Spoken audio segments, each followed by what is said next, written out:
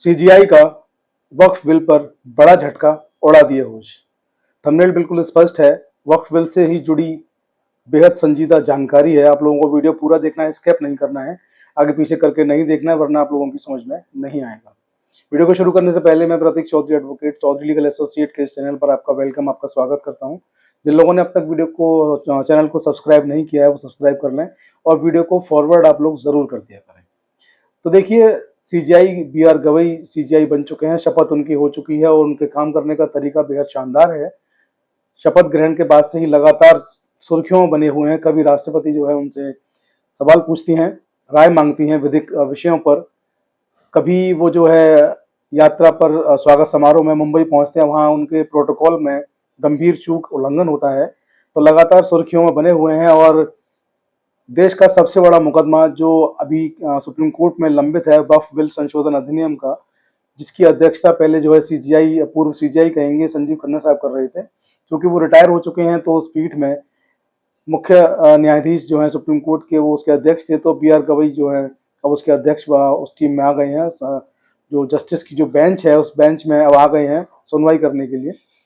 तो सुनवाई जो है शुरू हो चुकी है और अभी जो लेटेस्ट सुनवाई हुई उस सुनवाई में उन्होंने कुछ ऐसा कहा कि सबके होश उड़ गए।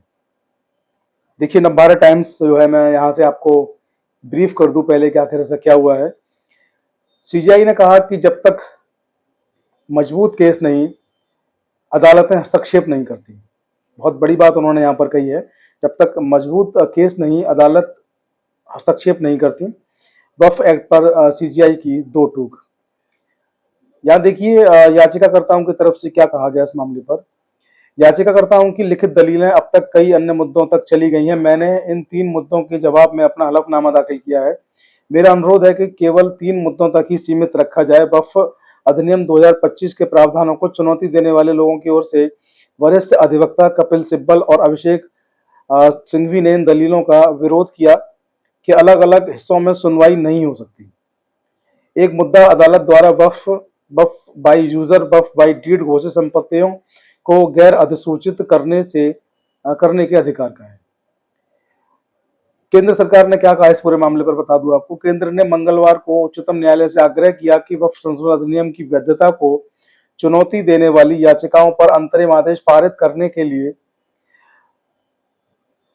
सुनवाई को 3 चिन्हित मुद्दों तक सीमित रखा जाए। कि केंद्र सरकार ने एक प्रस्ताव रखा कि इसको 3 भागों में बांट दिया जाए, 3 चिन्हित मुद्दों तक ही सीमित इसको रखा जाए। इन 3 मुद्दों में अदालत द्वारा number 1 Waqf, number 2 Waqf by user और नंबर 3 वक्फ बाय डीड घोषित संपत्तियों को गैर कानूनी, गैर अधिसूचित करने का अधिकार भी शामिल है। जनसत्ता अखबार देखिए यहाँ पर लिखता है कि कोर्ट तब तक हस्तक्षेप नहीं कर सकता जब तक वक्फ कानून पर सीजीआई की बड़ी टिप्पणी, जानिए कपिल सिब्बल की दलील है। भारत के प्रधान न्यायाधीश बी.आर. गवई और जस्टिस ऑस्टिन जॉर्ज मशीह की पीठ ने केंद्र सरकार के ओर से पेश सॉलिसिटर जनरल तुषार मेहता ने आग्रह किया कि वह पहले की पीठ द्वारा निर्धारित कार्रवाई तक ही सीमित रहें। विधि अधिकारी ने कहा कि कोर्ट ने 3 मुद्दे चिन्हित किए थे, हमने इन 3 मुद्दों पर अपना जवाब दाखिल किया है। इस बात पर जो वरिष्ठ अधिवक्ता हैं अभिषेक मनु सिंघवी, देखिए क्या कहते हैं। अभिषेक सिंघवी ने कहा कि कृपया जेपीसी रिपोर्ट देखें। 28 में से 5 राज्यों का सर्वेक्षण किया गया, 9.3% क्षेत्र का सर्वेक्षण किया गया और आप कहते हैं कि कोई पंजीकृत वक्फ नहीं था।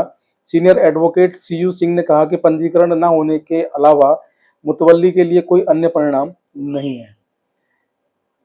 वहीं अगर बात करें कि कपिल सिब्बल ने, तो उन्होंने भी यहाँ बहुत कुछ कहा है। और देखिए, केंद्र ने वक्फ संशोधन अधिनियम 2025 को पिछले महीने अधिसूचित किया था, जिसके बाद इसे 5 अप्रैल को राष्ट्रपति द्रौपदी मुर्मू की मंजूरी मिल गई थी। इस विधेयक को लोकसभा में 288 सदस्यों के मत से पारित किया गया था, जबकि 232 सांसद इसके खिलाफ थे। राज्यसभा में इसके पक्ष में 128 और विपक्ष में 95 जो सांसद हैं उन्होंने मतदान किया था। तो अब देखिए, शीर्ष अदालत ने कहा है कि वह 3 मुद्दों पर, सुप्रीम कोर्ट की जो बेंच है, स्पष्ट कर दिया है कि अब केवल 3 मुद्दों पर ही इस पूरे मामले को सुनेंगे। 3 मुद्दे जो हैं वो आपको बता दिए हैं कि वक्फ बाय यूजर और वक्फ यूजर बाय डीड। इन 3 मामलों पर केवल इसको सुना जाएगा। और सीजीआई साहब ने इस पूरे मामले पर क्या कहा वो भी आपको थोड़ा ध्यान से सुन लेना चाहिए। सीजीआई गवई ने कहा कि यह मामला संवैधानिकता के बारे में है।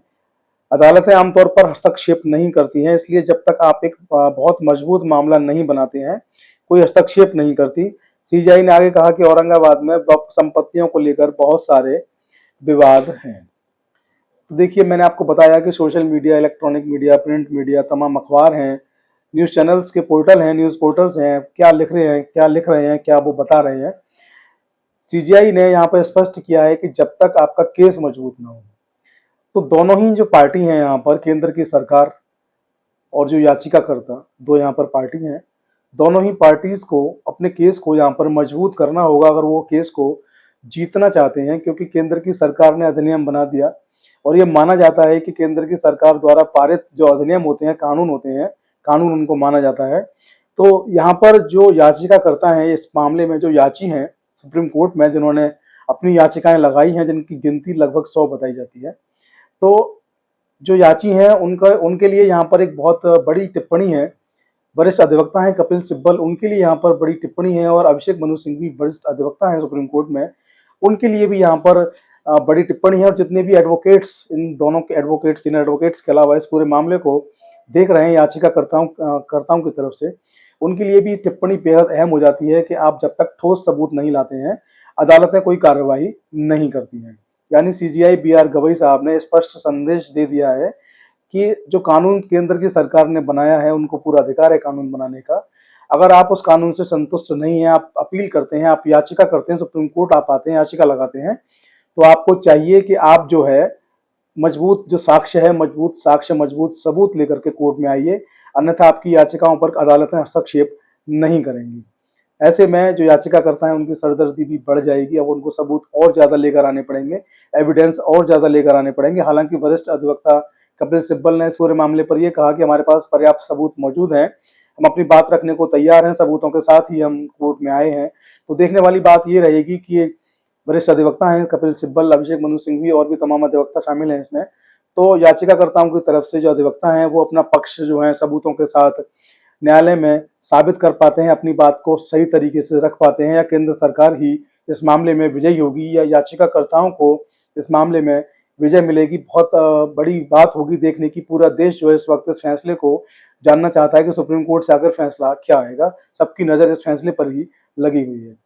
तो जैसे ही इस मामले में कोई नया अपडेट आएगा, आपको उससे अपडेट कराते रहेंगे। आप लोग बने रहें हमारे साथ, वीडियो को फॉरवर्ड करना ना भूलें।